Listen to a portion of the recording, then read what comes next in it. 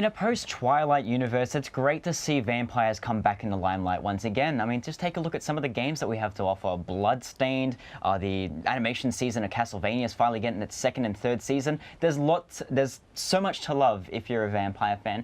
It's why I brought Megan along here with me, two of the most palest and beautiful people in the New Game Plus universe, Absolutely. here to talk about Vampyr, Dontnod's latest action RPG adventure. Excellent. We're very qualified. I actually was super surprised by this game. It added so much value and really blew me out of the water. I didn't know what to expect and went in with a clean slate, and I'm extremely, extremely impressed. I could lose so many hours to this game, and I don't regret a single minute. It was exciting. So we'll give a bit of a rundown. As I mentioned before, Vampyr is an action RPG.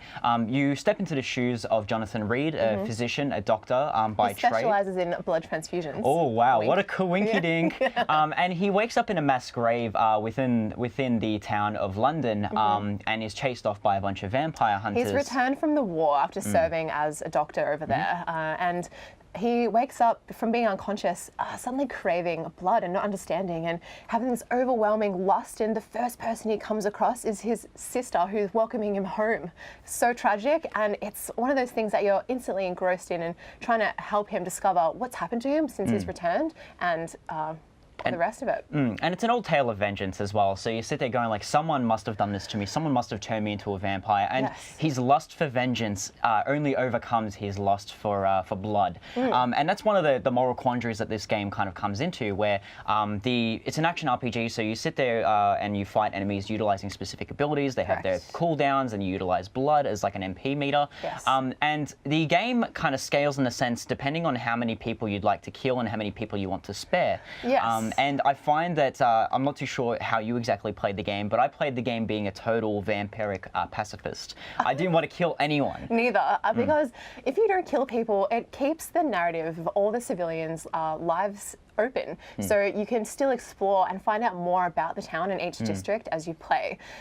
If you murder somebody in the town, if you gain their confidence and their trust, you actually get like quadruple the amount of XP to upskill as a vampire than you would if you were just killing bad guys, basically. And if you do kill someone, their narrative shuts off, and it sort of stops you from progressing on that side of the game. But and it really opens up a lot of realm of possibility, especially when you're playing and you're speaking to your friends about it, because everyone goes a completely different route. There's only one save file as well, so actions do have very heavy consequences. Once you make that choice, you have to follow through. You can't save scum, and I find the one save slot to not be a limiting experience, but a far more immersive one. I agree. The trophies and the achievements in this game are impossible to get through one playthrough because of those reverting back to save files. It's quite difficult, but there's a lot of exploration to do in this game, and each district, depending on the amount of people you kill, like the bad guys and the good guys, really balances out how many vampire hunters and other demon skull there are that invade each district. And it's one of the issues that I have with games like this, where you have the moral compass, where it seems like a binary choice, where it's like, haha, Mass Effect, you have the Paragon and you have the Renegade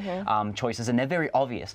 Vampyr, on the other hand, it's a far more kind of wide spectrum, in the sense that if you do the wrong thing and you accidentally there's a certain action that I did in a game where a certain character dies, and how painful. What did you do? It's very painful. So I managed to wipe their memory completely. They ended up dying, and they owned a lot with a bunch of other Romanian immigrants. And as she got mad and she basically turned crazy, turned into a vampire, that drove all the other Romanian immigrants out of that area, and I made everyone homeless. And it got to the point where I sat there going, is it right for me to maybe mercy kill everyone that's homeless because they could fall to the Spanish flu or illness?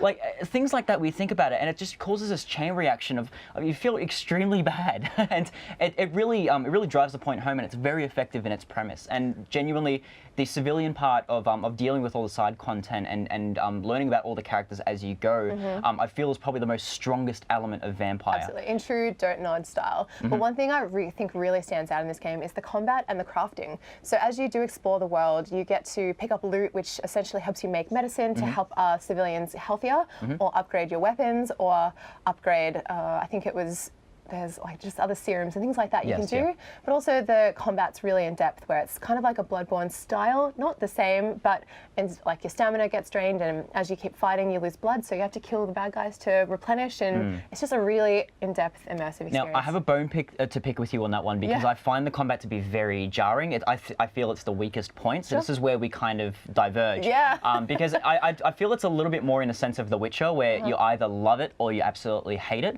But regardless, I feel that Vampyr still stands on its own. If you kind of look at it and adjust your expectations from rather a AAA game and treat it more like an indie/AA title, I find that you'll have a hell of a lot of time and you'll be genuinely surprised with the quality of Vampyr. You have to check it out. It's definitely worth the money.